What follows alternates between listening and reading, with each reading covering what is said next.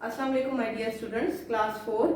बेटा आज आपका वही यूनिट है, यूनिट 8 हीट, बुक पेज 77 78। बेटा ओपन योर बुक्स। आज जो आपका टॉपिक है बेटा वो भी हीट है।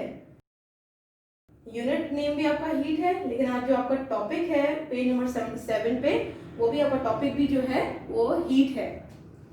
Heat, as you now have a good understanding of what temperature is, let us now discuss what heat is. बेटा अब आपको हमने प्रीवियस लेक्चर में अपने पढ़ा था टेम्परेचर क्या है। आपको अच्छी तरीके से अंडरस्टैंड हो गया है कि टेम्परेचर क्या है। अब हम हीट के बारे में पढ़ेंगे, क्योंकि हमने पढ़ा था कि in scientific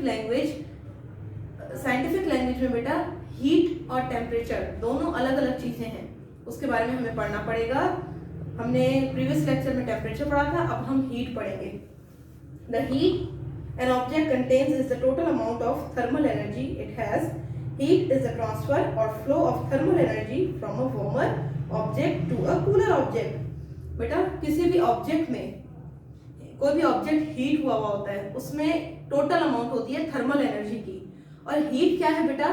heat is a transfer और flow of thermal energy. Thermal energy का बेटा ट्रांसफर होना, थर्मल एनर्जी ट्रांसफर होती है from a warmer object to a cooler object. गर्म ऑब्जेक्ट से ट्रांसफर हो कूलर ऑब्जेक्ट में, warmer object to cooler object, वो होती है बेटा हीट।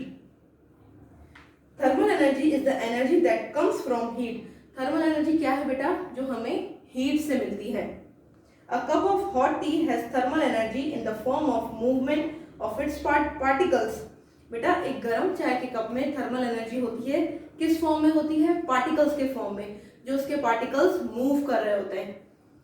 बेटा मैंने आपको पहले भी बताया था, when we heat an object, जब किसी ऑब्जेक्ट को हम हीट करेंगे, गर्म करेंगे, its particles start moving faster. उसके जो पार्टिकल्स हैं फास्ट मूव करेंगे।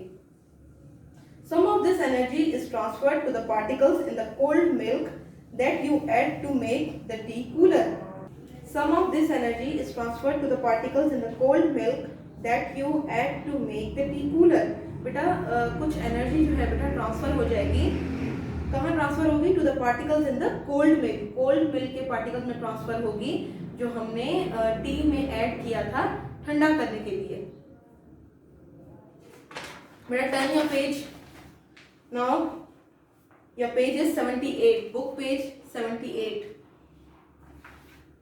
When you take out an ice cube from the freezer, what happens to it? बेटा जब कभी भी आप फ्रीजर से आइस क्यूब निकालते हो, क्या होता है उसके साथ? It gradually melts and changes into liquid. वो आहिस्ता आहिस्ता मेल्ट हो जाता है और चेंज हो जाता है लिक्विड में। Why does this happen? क्यों होता है ये? Since the air around the ice cube is warmer and heat flows from warmer object to cooler objects. बेटा since the air around the ice cube is warmer, जो ice cube के surrounding में बेटा जो एयर है वो है क्या है? वार्मर है, गर्म है। and heat flows from, और heat जो मैंने आपको पहले भी बताया फ्लो करती है, ट्रांसफर होती है from warmer object to cooler object. It melts the ice cube. बेटा वो आइस क्यूब को मेल्ट कर देगी। Heat can melt solids, heat can evaporate liquids. बेटा heat is measured in joules.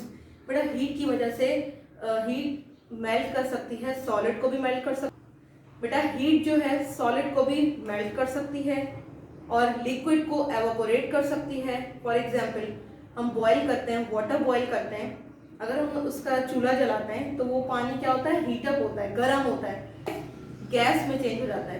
Liquid किस में चेंज हो जाता है? गैस में। तो बेटा वो है एवापोरेशन। बेटा हीट जो है हम मेजर करते हैं जूल्स में। Thank you. I hope you understand my explanation. And बेटा ये आप जब फिजिकल क्लास में आओगे तो आपको ये मीनिंग्स फाइंड करके आनी है। Find the meanings of these words: warmer, cooler, movement. Thank you.